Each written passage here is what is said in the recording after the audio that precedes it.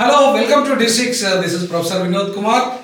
ఈరోజు టాపిక్లోకి వెళ్ళే ముందు మనము మరొకసారి మీరంతా కూడా షేర్ చేయడం మర్చిపోవద్దు. షేర్ చేయండి, సబ్స్క్రైబ్ చేయండి, ఇవాళ ఉద్యమానికి ఆర్థికంగా సహకరించండి, అలాగే కామెంట్ కూడా చేయండి. అయితే ఈ మొన్నటి విషయానికి వస్తే అసలు ఈ ఇటీవలి కాలంలో ఒక తెలంగాణ రాష్ట్రంలో ఒక అద్భుతం జరిగింది, ముఖ్యంగా న్యాయ వ్యవస్థలో ఇంతకాలం అన్యాయం జరుగుతూ సామాజిక న్యాయాన్ని తూట్లు పొడిచే విధంగా మొత్తం అగ్రవర్ణాలకు సంబంధించిన న్యాయమూర్తులే అత్యధికంగా నియామకం జరిగేవాళ్ళు. సిఫారసు కూడా, కొలీజియం కూడా వాళ్ళనే ఎక్కువ శాతం నియమించేది. సో కాబట్టి ఇప్పుడు మాత్రం దానికి రివర్స్గా ఇవాళ బీసీల నుండి, రజక నుండి, అలాగే కుర్మ గొల్ల నుండి, తర్వాత ఎస్సీ మాల నుండి, అలాగే గౌడ కమ్యూనిటీ మహిళల నుండి, అంటే మహిళల్లో తిరుమలదేవి గారు గౌడ కమ్యూనిటీ గాను, మధుసూదన్ రావు గారు ఎస్సీ మాల గాను, రేణుకాయార గారు కుర్మ గొల్ల గాను, నందికొండ నరసింహరావు గారు రజక కమ్యూనిటీగా మనకు తెలుస్తున్నది. అంటే మొత్తానికి ఒక మోస్ట్ బ్యాక్వర్డ్ కులాల నుండి ఇద్దరు, ఒక బ్యాక్వర్డ్ కులం నుండి ఒక మహిళ, అలాగే ఎస్సీల నుండి ఒక మాల, అంటే మాదిగా ఆల్రెడీ ఉన్నాడు కాబట్టి ఒక మాలకు అవకాశం ఇచ్చినట్టుగా మనకు కనబడుతుంది. అంటే ఈ నలుగురు నియామకం జరిగితే నలుగురిలో ఇవాళ ఏ అగ్రకులం లేకపోవడం అనేది ఒక సంతోషకరమైన విషయం. ఉమ్మడి ఆంధ్రప్రదేశ్ ఏదైతే 56లో మొదలైంది, అప్పటి నుండి మొదలుకుంటే 2014 వరకు కూడా ఇట్లాంటి ఒక సామాజిక న్యాయంతో పూర్తి స్థాయిలో అగ్రవర్ణాలు లేకుండా న్యాయమూర్తుల నియామకం జరిగిన చరిత్ర లేదు.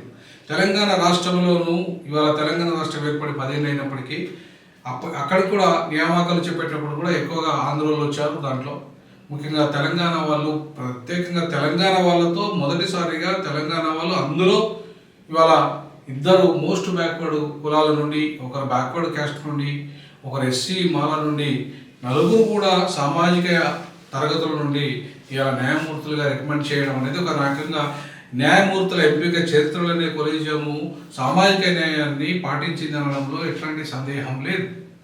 సో వీళ్ళంతా కూడా సమర్థులే, ఇచ్చిన నలుగురు కూడా సమర్థులే, ఉన్నత విద్యావంతులు, సమర్థులు, వాళ్ళు నిష్ణాతులుగాను నిరూపించారు.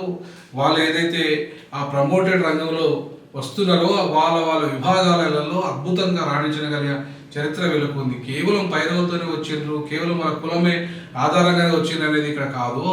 ఎట్టి పరిస్థితుల్లో వాళ్ళ కులము వెనుకబడిన కులం అయినప్పటికీ కూడా, ఎస్సీ కులం అయినప్పటికీ కూడా వాళ్ళకు సమర్థులు కాబట్టి వాళ్ళకి అవకాశాలు దక్కినాయి.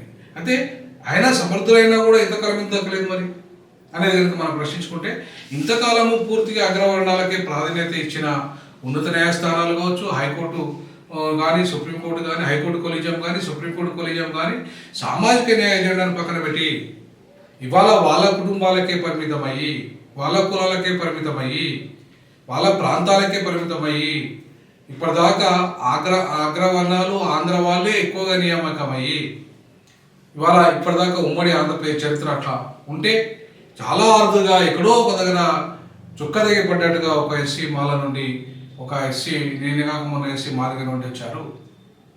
అంటే ఇవాళ మాదిగల మధ్య కూడా, ఆంధ్ర తెలంగాణ మధ్య కూడా చాలా వ్యత్యాసాలు ఉన్నాయి. అయినా వాటన్నిటిని సమీకరించి తెలంగాణ హైకోర్టులో తెలంగాణ వాళ్ళతో మాత్రమే మొదటిసారిగా అందులో backward and most backward and SC కులాల నుండి అన్రిప్రజెంటేటివ్ కమ్యూనిటీ నుండి రిప్రజెంటేటివ్స్గా ఇలా అవకాశాలు ఇవ్వడం అనేది ముఖ్యంగా మనం ఆహ్వానించాలి. అందులో బీసీలో మహిళ నుండి ఒక అవకాశం ఇవ్వడం, ఎందుకంటే పురుషులు ఆల్రెడీ ఉన్నారు కాబట్టి ఇవాళ మహిళ నుండి కూడా బీసీలో ఒక అవకాశం రావడం కూడా దాన్ని మనం ఆహ్వానించాలి.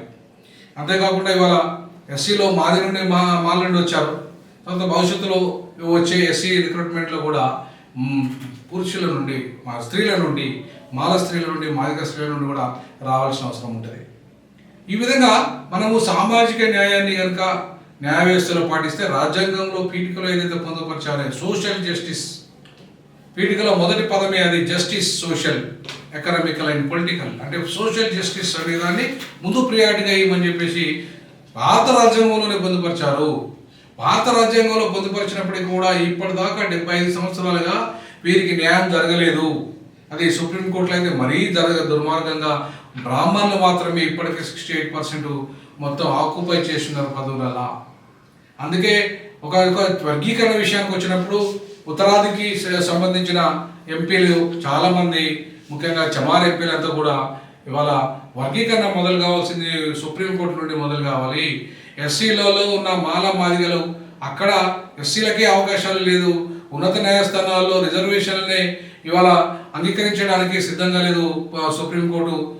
ఇవాళ హైకోర్ట్స్ ఉన్నత న్యాయస్థానంలోనే రిజర్వేషన్లు లేకపోతే, ఉన్నత న్యాయస్థానాలలో మాలా మాదిగ ఈక్వేషన్ అమలు చేయకపోతే మిగతా దాంట్లో అమలు చేయమని చెప్పి హక్కు సుప్రీంకోర్టుకి ఎక్కడదని చెప్పేసి ఇవాళ అక్కడ ఉత్తరాది పార్లమెంటు సభ్యులు అనేక మంది లేవనెత్తిన అంశము, ముఖ్యంగా చంద్రశేఖర్ ఆజాద్ లేవనెత్తిన అంశము. సో వర్గీకరణ అంశం వచ్చినప్పుడు అసలు రిజర్వేషన్లు లేవు ఉన్నత న్యాయస్థానాల్లో, ఉన్నత న్యాయస్థానాల పేరుకే ఉన్నతము, దాంట్లో రిజర్వేషన్ లేవు, బడుగు బలహీన వర్గాలకు తీరని అన్యాయం జరుగుతుంది. మీరెవరు ఇవాళ వర్గీకరించడానికి ఎస్సీలలో? ముందు వర్గీకరణ జరగాల్సింది అక్కడ అగ్రవర్ణాల మధ్యలో కదా, అక్కడ అగ్రవర్ణాల మధ్యలో జరిగి అక్కడ మిగతా వర్గాలు కూడా అవకాశం ఇవ్వాలి కదా ఉన్నత న్యాయస్థానాల్లో. ఉన్నత న్యాయస్థానాల్లో కొలీజియం సిస్టమ్ పేరుతో ఇంతకాలం మీరు అగ్రవర్ణాలకే పరిమితం అయిపోయి మీ కుటుంబాలే, మీ యొక్క 20 కుటుంబాలే మొత్తం దేశంలో న్యాయ వ్యవస్థనంతా వెళ్తే మీ తాత, మీ ముత్తాత, మీరు, మీ కొడుకు వాళ్ళే న్యాయమూర్తులు అయితే మరి మిగతా వర్గాలకు ఏంటిది అని చెప్పేసి ఇవాళ పెద్ద చర్చ దేశంలో మొదలైంది. ముఖ్యంగా గవాయి గారు ఒక దళితులై ఉండి కూడా సుప్రీంకోర్టు జడ్జిమెంట్ ఏదైతే కేటగిరీకి అనుకూలంగా ఇచ్చిన దాన్ని ఇక్కడ ఉన్న సౌత్ ఇండియాలో మాదిగలు దాన్ని సపోర్ట్ చేస్తే నార్త్ ఇండియాలో ఉన్న చమార్స్ మాదిగలు వాళ్ళు దాన్ని వ్యతిరేకించారు. అట్లాగే ఇక్కడ మాలలు వ్యతిరేకిస్తే అక్కడ ఇతర కులాలు స్వాగతించాయి. కాబట్టి ఇవాళ వారికి సామాజిక న్యాయం ఎజెండా అనేది మొదట ప్రారంభం కావాల్సింది సుప్రీంకోర్టు నుండి. ఎందుకంటే న్యాయాన్ని, రాజ్యాంగాన్ని పరిరక్షించాల్సింది సుప్రీంకోర్టు, రాజ్యాంగ నియమాలను తూచా తప్పకుండా పాటించాల్సింది సుప్రీంకోర్టు మొదట. కాబట్టి సుప్రీంకోర్టులోనే రిజర్వేషన్లు లేకపోతే సుప్రీంకోర్టు వర్గీకరణ విషయాన్ని చెప్పే నైతిక హక్కు ఉంటుందా అని చెప్పే ప్రశ్న కూడా ఇవాళ సుప్రీంకోర్టు సమాధానంగా కొంత ఇవాళ ఒక స్టెప్గా తెలంగాణలో సామాజిక న్యాయాన్ని పాటించినట్టుగా మనకు కనబడుతుంది. అట్లా మొత్తం హైకోర్టులలో 50% దాటకుండా, అంటే వాళ్ళకి 50% వరకు కూడా వీళ్ళకే ఈ వర్గాలకు ఇవ్వాలని చెప్పేసి అంటున్నారు. కానీ నా దృష్టిలో అయితే 85% ఈ వర్గాలకు ఇవ్వాలి. 85% ఉన్నత న్యాయస్థానాల్లో ఈ వర్గాలకు అవకాశాలు దక్కాల్సిన అవసరం ఉంది. 75 సంవత్సరాల భారత రాజ్యాంగ చరిత్రలో కానీ, న్యాయ వ్యవస్థ చరిత్రలో కానీ ఇప్పుడిప్పుడే మొదలవుతున్నాయి ఈ కింది వర్గాలకు అవకాశాలు. ఇవాళ కనుక రిజర్వేషన్ కనుక అందులో అమలై ఉంటే ఇప్పటికీ ఉన్నత న్యాయస్థానాల్లో చాలా మందికి అవకాశాలు బీసీ, ఎస్సీ, ఎస్టీ నుండి వచ్చే అవకాశాలు ఉండే, వాళ్ళ నుండి ప్రధాన న్యాయమూర్తులు అయ్యే అవకాశం ఉండే. కానీ బ్రాహ్మణుల నుండి ఎంతమంది ప్రధాన న్యాయమూర్తులు అయ్యారు? తండ్రి అయిండు, కొడుకు అయిండు, తాత అయిండు. కానీ ఎస్సీల నుండి ఒకే ఒక్కడైండు ఇప్పటి వరకు 75 సంవత్సరాలు. ఎస్టీల నుండి అయితే న్యాయమూర్తి కూడా కాలేదు. ప్రధాన న్యాయమూర్తి సంగతి దేవుడు ఎరుగు. బీసీల నుండి ఒక ప్రధాన న్యాయమూర్తి అయ్యాడు.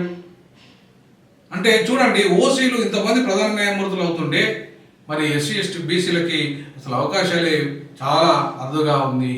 మరి ఇట్లాంటి సిచ్యువేషన్స్లో ముందుగా న్యాయ వ్యవస్థను ప్రక్షాళన చేయాల్సిన అవసరం ఉంది. కాబట్టి న్యాయ వ్యవస్థను ప్రక్షాళన చేయకుండా మిగతా వ్యవస్థల మీద గురించి మాట్లాడే నైతిక హక్కు న్యాయ వ్యవస్థ కోల్పోతుంది.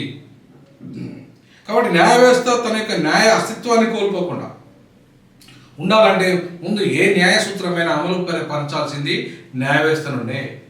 అక్కడే నువ్వు కొలీజియం సిస్టమ్ పేరు మీద అక్కడే ఉన్నత న్యాయస్థానంలో రిజర్వేషన్ వ్యతిరేకించి, నేషనల్ జ్యుడిషియల్ కమిషన్ వ్యతిరేకించి ప్రతిభావంతులైన వాళ్ళు బీసీ, ఎస్సీ, ఎస్టీల నుండి రాకుండా అడ్డుకొని మీరు న్యాయం గురించి మాట్లాడితే, మీరు న్యాయము సూత్రాలు వల్లిస్తే ఇవాళ వినడానికి ఇబ్బందిగా ఉంటుంది. కాబట్టి వినడానికి ఇబ్బందిగా ఉండే రకంగా న్యాయస్థానాలు, న్యాయమూర్తులు వేయించదు. మీరు ఇప్పటికీ కూడా 75 సంవత్సరాలతో మీ మీద ఉన్నతమైన గౌరవం ఉంది. మీ ఉన్నతమైన గౌరవాన్ని కాపాడుకోవాలంటే మీరు రాజ్యాంగ విలువలు మొదట పాటించాల్సింది న్యాయ వ్యవస్థ. సో కాబట్టి తెలంగాణలో ఇవాళ మీరు తీసుకున్న నిర్ణయం ఏదైతే ఉందో దాన్ని నేను స్వాగతిస్తున్నాను. ఖచ్చితంగా ఇది మొత్తం అన్ని హైకోర్టులు ఈ రకమైన పారదర్శకతను ఇవాళ ఇవ్వాల్సిన అవసరం ఉంది. ఈ రకంగా అన్ని వర్గాలకు ఒక సముచితమైన స్థానాన్ని న్యాయ వ్యవస్థలో కల్పించాల్సిన అవసరం ఉంది. అంతేకాకుండా సుప్రీంకోర్టులో కూడా ప్రధానంగా కల్పించాల్సిన అవసరం ఉంది. సో ఆ దిశగా సుప్రీంకోర్టులో న్యాయమూర్తుల ఎంపిక విషయంలో కూడా ఇవాళ స్పష్టంగా మార్గదర్శకాలని ఇవ్వాల్సిన బాధ్యత కూడా కేంద్ర ప్రభుత్వం మీద ఉంది. సో కేంద్ర ప్రభుత్వము ఇవాళ అన్ని వర్గాలకు అవకాశం ఇచ్చే దిశగా ఒక అడుగులు వేస్తుంది న్యాయ వ్యవస్థ అనడానికి తెలంగాణ హైకోర్టు ఇటీవల రికమెండ్ చేసిన, కొలీజియం రికమెండ్ చేసిన నందికొండ నరసింగరావు రజక కమ్యూనిటీ కానీ, రేణుక యార కుర్మ గొల్ల కమ్యూనిటీ కానీ, మధుసూదన్ రావు ఎస్సీ మాల సామాజిక వర్గం కానీ, తిరుమల దేవి గౌడ సామాజిక వర్గం కానీ, ఇవి కూడా బ్యాక్వర్డ్ అండ్ మోర్ బ్యాక్వర్డ్ మహిళలకి, ఎస్సీలకి, అందులో మాలకి కూడా అవకాశం కల్పించడాన్ని మాత్రం ఖచ్చితంగా మనం స్వాగతించాల్సిందే. ఎందుకంటే మాది ఆల్రెడీ ఉన్నాడు కాబట్టి. సో కాబట్టి మిత్రులారా, న్యాయస్థానాల్లో ఇవాళ సామాజిక న్యాయం పాటించడం అనే ప్రక్రియ అనేది చాలా గొప్ప విషయము, దాన్ని స్వాగతించాల్సిన విషయము. అది ఖచ్చితంగా ఒక మైలురాయి సామాజిక న్యాయ సాధనలో అని చెప్పేసి నేను ఈ సందర్భంగా భావిస్తున్నా.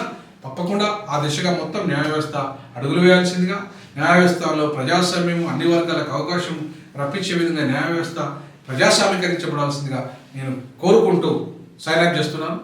Thank you. జై జస్టిస్, జై సోషల్ జస్టిస్, జై భీమ్, జై సోషల్ జస్టిస్.